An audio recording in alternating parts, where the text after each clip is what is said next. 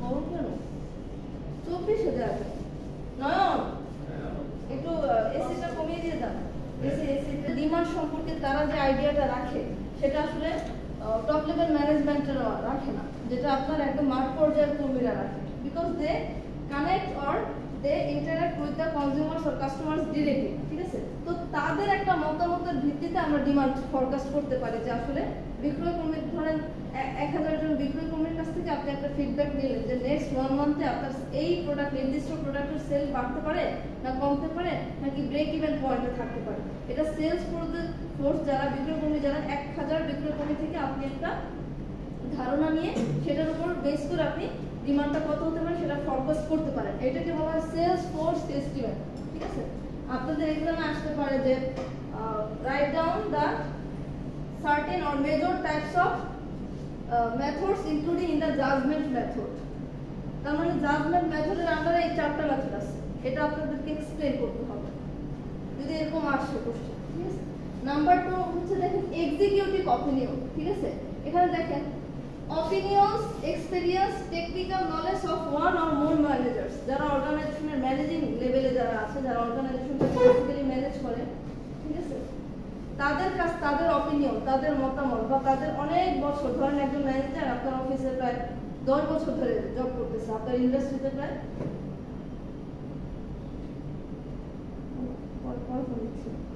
আপনার ইন্ডাস্ট্রিতে প্রায় 10 বছর কাজ করতেছে। সুতরাং industry related knowledge, technical knowledge বলেন বা ইন্ডাস্ট্রি রিলেটেড অ্যানাদার নলেজ বলেন, কনজিউমারদের ডিমান্ড সম্পর্কে তার আইডিয়া অনেক ভালো, মানে এক্সপেরিয়েন্স ম্যাটার। ঠিক আছে, সো এইসব এক্সিকিউটিভ বা ওয়ান অর মোর ম্যানেজারদের কাছ থেকে তাদের এক্সপেরিয়েন্স, অপিনিয়ন্স, টেকনিক্যাল নলেজকে সামারাইজ করে আপনি একটা নির্দিষ্ট ডিমান্ড ফরকাস্টিং এর সম্পর্কে একটা ডিসিশনে পৌঁছাতে পারেন, যেটাকে বলা হয় এক্সিকিউটিভ অপিনিয়ন। তারপরটা হচ্ছে মার্কেট রিসার্চ। মার্কেট রিসার্চ হচ্ছে বাজারটাকে আপনি, বাজার মানে এখানে কনজিউমারদের ডিমান্ড বোঝানো হচ্ছে, কনজিউমারদের ডিমান্ডকে আপনি হচ্ছে সার্ভে করবেন। সার্ভে করে না, বিভিন্ন কোশ্চেনারির মাধ্যমে দেখবেন যে আপনাদের কাছেও বিভিন্ন কোশ্চেনারি মাঝে মাঝে আসে যে এই প্রোডাক্টটা ভালো কিনা, বা ইউটিউবে দেখবেন যে কোনো ভিডিও কোয়ালিটি কেমন সেটা নিয়ে ইমিডিয়েটলি একটা ফিডব্যাক চায়, বা হোয়াটসঅ্যাপে যদি আপনি কল শেষ করেন, মেসেঞ্জারে কল শেষ করেন, একটা ফিডব্যাক কিন্তু চায় যে the quality of the call was good or bad or average or neutral. ঠিক আছে, এই ধরনের সার্ভে, মার্কেট রিসার্চের মাধ্যমে আমরা কনজিউমারদের ডিমান্ড সম্পর্কে একটা আইডিয়া করতে পারি। এখানে বিভিন্ন ডাটা গ্যাদারিং, বিভিন্ন সার্ভে, মানে স্ট্যাটিস্টিক্স পড়ছেন হয়তো, স্ট্যাটিস্টিক্সের ডাটা কালেকশন নিয়ে অনেক মেথডস আছে, এগুলো তারা অ্যাপ্লাই করে। ঠিক আছে, আর লাস্ট একটা হচ্ছে ডেলফি মেথড। ডেলফি মেথড হচ্ছে গেইনিং কনসেনসাস।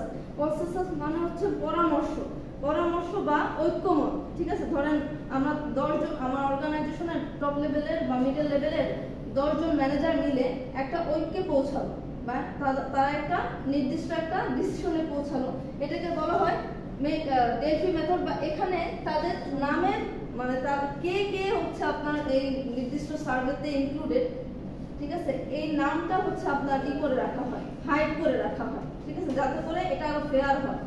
ঠিক আছে, কারণ হচ্ছে কোনো একটা নির্দিষ্ট প্রোডাক্টে হয়তো আমার প্রফিট বেশি, আমার ডিপার্টমেন্টের প্রফিট বেশি, আমি ওই প্রোডাক্ট নিয়ে বেশি ভালো ফরকাস্ট করতে যাচ্ছি। ঠিক আছে, এই জন্য নামটা মাঝে মাঝে হাইড করে রাখা হয়, যে মেইনটেইনিং দেয়ার অ্যানোনিমিটি, মানে কাদের কাদের কাছ থেকে আমি অপিনিয়ন নিয়ে একটা ডিসিশনে নিয়ে এলাম, সেই নামটা কেউ কারোটা জানবে না।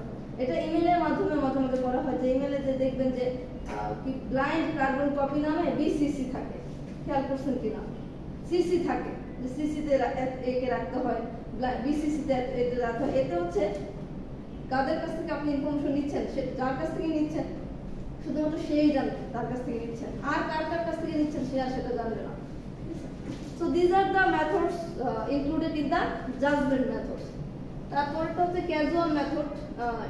ক্যাজুয়াল মেথডটা হচ্ছে বেসিক্যালি একটা লিনিয়ার রিগ্রেশনের মাধ্যমে ডিপেন্ডেন্ট এবং ইন্ডিপেন্ডেন্ট ভ্যারিয়েবলের মধ্যে একটা ইন্টাররিলেশন কাইন্ড অফ। ঠিক আছে, যেখানে ওয়াইটা হচ্ছে আপনার ডিপেন্ডেন্ট ভ্যারিয়েবল এবং এক্সটা হচ্ছে ইন্ডিপেন্ডেন্ট ভ্যারিয়েবল। ঠিক আছে, এবং এই এক্স এর উপর ডিপেন্ড করবে যে ওয়াই এর মান কত আসবে, ইকুয়েশনটার উপর ডিপেন্ড করে। ঠিক আছে, a causal method in which one variable that is called independent variable is related to one or more independent variables. এটা জাস্ট একটা ইকুয়েশন।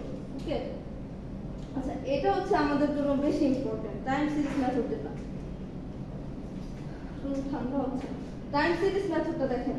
আসেন আপনি এই ক্লাসে 9 ব্যাচের ফার্স্ট ইয়ার 9 ব্যাচ কোন ডিপার্টমেন্ট? বিবিএ। এখানে রুটিন হয় কত 11:30 থেকে নাকি 10টা থেকে ছিল? তাহলে রুটিনটা আচ্ছা দেখেন টাইম সিরিজ মেথড এটার আন্ডারে আবার কয়েকটা আছে, যেমন নেভ, একটা হচ্ছে নেভ, এটা খুব ইন্টারেস্টিং। নেভ মেথডটা কি দেখেন, যদি আমি एग्जांपल দিয়ে বোঝাতে চাই যে whereby the forecast for the next period equals the demand for the current period. For example আজকে কি বার? থার্সডে না? থার্সডে না? ধরেন আজকে আমার ডিমান্ড হচ্ছে 35 কাস্টমারস, তাহলে আগামীকাল কত ডিমান্ড হবে? 35 কাস্টমারস। মানে আজকের দিনের ডিমান্ড যেটা আমি সেটাকেই কালকের ডিমান্ড হিসেবে ধরে নিচ্ছি, ফরকাস্ট করতেছি যে আজকে যেহেতু 35 কাস্টমার এসেছে কালকেও 35 কাস্টমার আসবে।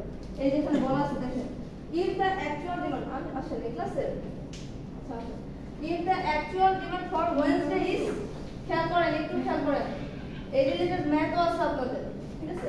if the actual demand for Wednesday is 35 customers, the forecast demand for Thursday is 35 customers. মানে বুধবার দিন যদি 35 জন কাস্টমার অ্যাকচুয়াল ডিমান্ড, মানে আজকের দিনে অ্যাকচুয়াল ডিমান্ড হচ্ছে 35 কাস্টমার, তাহলে আমি ফরকাস্ট করতেছি আগামী দিনেও 35 ডিমান্ড কাস্টমার, মানে 35 কাস্টমার ডিমান্ড হবে, ঠিক আছে? এটা হচ্ছে নেট ফরকাস্ট। এটা রিলেটেড দুই একটা ম্যাথ আমি আপনাদেরকে দেখাই ওয়ান বাই ওয়ান। আচ্ছা এটা দেখেন, এই নাম্বার 1 সবাই একটু খাতা নেন তো, খাতা আর কলম নেন।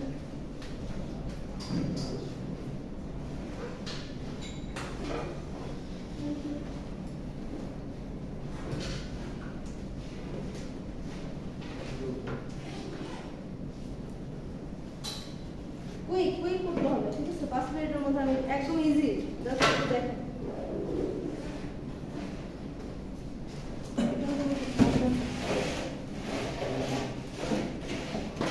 নিয়েছেন সবাই, খাতা কলম বের করছেন?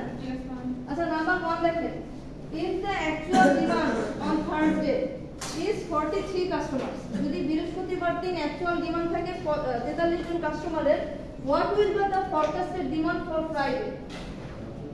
কত হবে বলুন? বুঝেন নাই? না 43 হবে, কারণ বৃহস্পতিবার দিন অ্যাকচুয়াল ডিমান্ড ছিল 43 জন কাস্টমার, তাহলে তার পরের দিন ফ্রাইডেতেও 43 জন কাস্টমারই হবে। তাহলে এর অ্যানসার কি? 43 কাস্টমার। এটাকে বলা হয় নেট ফরকাস্ট। কি? Net forecast. আচ্ছা নাম্বার বি দেখেন, B if the actual demand last July, এখানে লাস্ট জুলাই বলতে বোঝাচ্ছে গত বছরের জুলাই মাস, ঠিক আছে? লাস্ট জুলাইতে যদি ডিমান্ড 50,000 ইউনিটের থাকে, খেয়াল করে অ্যাজিউমিং কোনো কথা না, assuming no underline trend from one year to the next, মানে গত বছর থেকে এই বছরের ট্রেন্ডের কোনো ডিফারেন্স হয় না, ট্রেন্ড একই রকম, তাহলে এই বছরের জুলাইতেও আপনার ডিমান্ড কত হবে? 50,000 ইউনিট। এটাই হচ্ছে নেট ফরকাস্ট। মানে নেট ফরকাস্ট হলো আমার যদি আজকে থেকে কালকের মধ্যে কোনো ধরনের মেজর চেঞ্জ না হয়, যেমন গত বছর করোনা হয়েছে, কথা না, গত বছর ধরুন করোনা হয়েছে, ঠিক আছে? মানে হঠাৎ আমাদের 2020 সালে করোনা ধরা পড়ছে না, বিষয় তো এখন দেখেন 2021 2000 এর আগের সাল কি ছিল? 2000 বলতেছি, 2019 আমি 2000 বলতেছি, ঠিক আছে? 2019, ঠিক আছে? 2019 এর জুলাইতে ফর एग्जांपल আমার ডিমান্ড ছিল কত?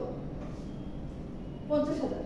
এখন 2020 এও জুলাইতেও কি 50,000 হবে কিনা? হবে না, কারণ এখানে কিন্তু একটা মেজর চেঞ্জ হয়েছে, করোনার মতো একটা ইসের কারণে লকডাউন হয়েছে, এখানে চেঞ্জ হতে পারে, কিন্তু 19 থেকে 20 এর মধ্যে কোনো ধরনের কোনো রোগ বালাই বা কোনো ধরনের মহামারী, পলিটিক্যাল ইনস্টেবিলিটি, যুদ্ধ কিছুই হয়, সেম ছিল, তাহলে ডিমান্ডও সেম থাকবে। এটাকে বলা হয় নেট ফরকাস্ট। তাহলে বি এর आंसर কত হবে? 50,000 ইউনিটস, ঠিক আছে? আচ্ছা সি দেখি, সিটা একটু ইন্টারেস্টিং। এখানে কি বলা আছে দেখেন, ইফ দ্য লাস্ট উইক, আমি মাত্র পারি নেই, মনে হচ্ছে মাত্র হবে।